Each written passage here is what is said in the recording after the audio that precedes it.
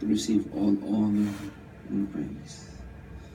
I thank you, my God, as we congregate together to worship you communally, to look into your word. May it ring true, the truth that you want to unfold in the passage today, for your glory and honor alone. Amen. Is it this? Is it this? Philippians 1? No. No, big. Oh.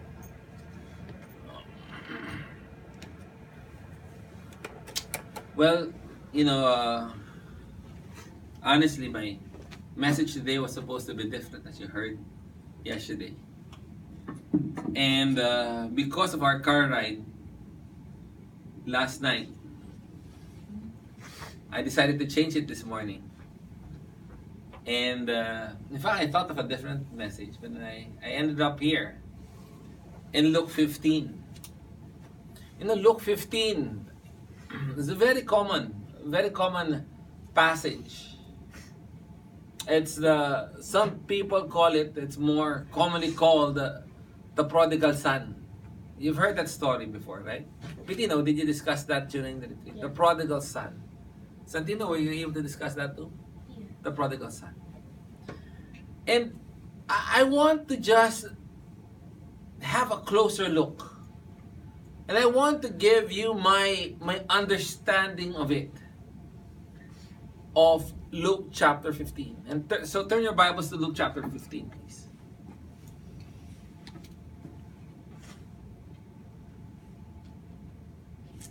Luke chapter 15, verse 11.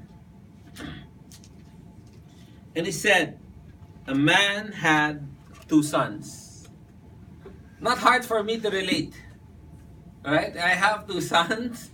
You, Bambino, and you, Santino, and lovely daughter. And the story continues that the younger of them said to the father, Father, give me the share of my estate that falls to me. When you say that, Father, give me the estate that falls to me, that is unheard of. Normally, estates are divided, or inheritance are divided the moment the father dies. But here in this case, the father was still alive. In fact, the Jewish writers at that time totally discourages the father to give away the estate. Unless the son is about to get married, right, and gives a little so that he can start a family, or unless the son wants to enter business, gives a little. But to get his inheritance is a total no-no. You don't do that.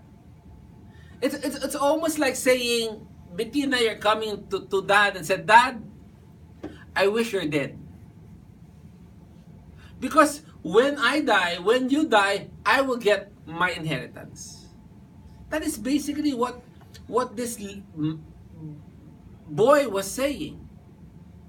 And some people think that this boy was about 19. He was still not married. So he's probably in the late teens. And he wished his father to die. And if he gets his inheritance, what happens there is he is severing his ties with his family. Typically what happens there is, when that happens, the father will call for a funeral. The father will call for a funeral, and there will be, quote unquote, a casket. And they will consider the son, after the ceremony, to be dead. And he was shooed away. That's why, go to verse 24. Verse 24 says, For the son of mine was dead and has come to life again. He was lost and has been found. And they began to celebrate, right? And if you go also to verse 32, it says, "But we had to celebrate and rejoice, for this brother of yours was dead, and he began to live. He was lost and has been found." So the ceremony is there. They did it. And they really considered him dead. Now in that society, it's a small community. Malakas ang chismisan. So the disgrace that the father received from the son would be known to everybody around. Oh, did you hear?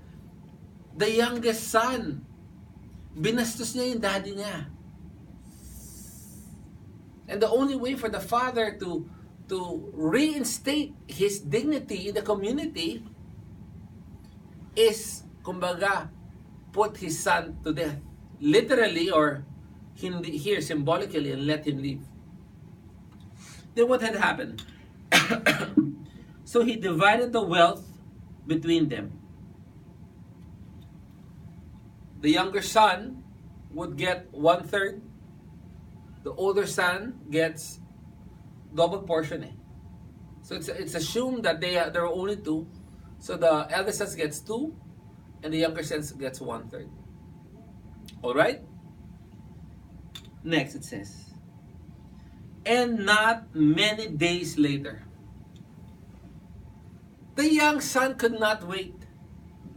He could not wait for years. He could not wait for months. He only did it in days." What did he do? The younger son gathered everything together and went on a journey. What does that mean? What that means is, you gathered his things together. He sold everything out. Oh, that's really bad. Because typically, you keep your inheritance to feed, especially if the eldest will get double inheritance, but that money has to support the mother and the other family that is in need. That's the idea. But here, the son had no care that this property or that property came from the lolo of the lolo of the lolo of the lolo. This family is a rich family kasi. He did not care. He went on a fire sale. The mere fact that he was able to sell it, he was rushing in days. He probably sold it at a big, steep discount. And he sold it. And where did he go? He went to a distant country. You know, if you did something wrong, typically, what happens? You leave. You leave. You won't want to stay here. You want to go to a place that no one knows you. And that's what he did. From Manila, he went to Cebu. It's like this. Di ba recently, Kerwin Espinosa was caught in Malaysia? Was that Malaysia? Thailand? UAE. That's a bad place, I said. No? He went to a place so that when he goes there, no one knows him. There's another fugitive that got caught in Thailand, right? He goes there to blend so that he can have a new life. So no one knows him. No one knows that he's a drug lord. No one knows that he has a colorful past. And he can start anew. And that's what he did. He went to what does the Bible tell us? A distant place, a distant country. And what did he do there? He squandered his estate in loose living. He squandered it. He came there to this new place, it's called Cebu, with a big stash of money, and he was throwing away money. The word squandered is he He was scattering.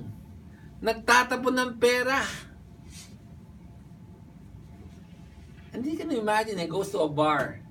He goes to a place. Everybody is beside him. Why? He has a lot of money. That's very typical. If you're rich, you have a lot of friends, they say. The moment that you become poor, they leave. You call that fair-weathered friends.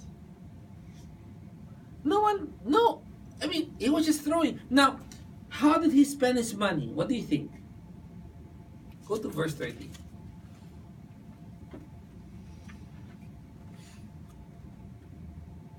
But when his son of yours came, he devoured your wealth with prostitutes, who killed you killed the fattened calf for him. What did he do with his money? He went to prostitutes. Wow. So he went to good restaurants. I want to be surprised. Today, he's living a good life. He does parties. He does drugs. He does women. What a life. And we see that nowadays in a lot of people. Verse 14, it says, now when he had spent everything, a severe famine occurred in that country, and he began to be impoverished.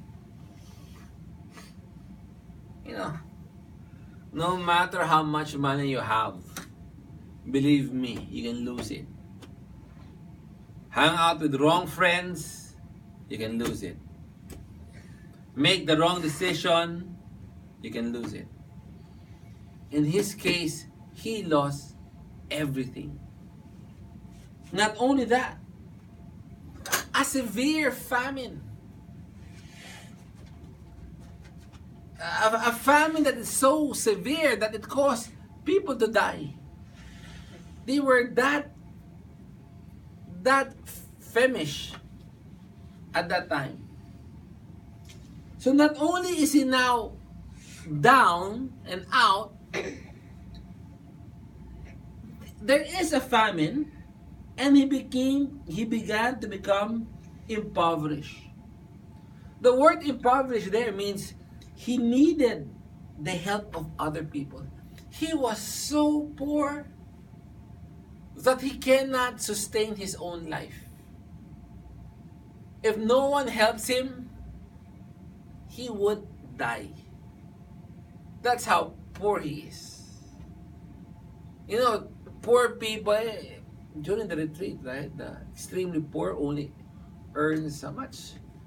20 pesos a day? 20 pesos a day. How much was our McDonald's? 317. And this guy is that poor. But what had happened? Verse 15. So he went and hired himself. I mean, the guy got so hungry. He was so poor. He was now forced to work in order that there would be food in his tummy.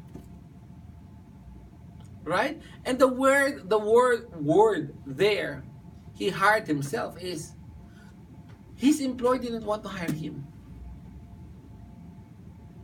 He forced himself to be hired. The word there, he glued himself. He was telling, come on, please hire me. Come on, please.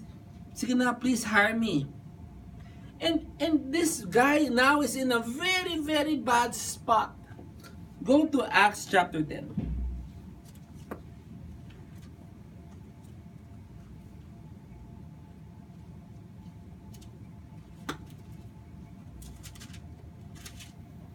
Acts chapter 10 verse 28 says, and he said to them, you yourself know how unlawful it is for a man who is a Jew to associate with a foreigner or to visit him. the Jews.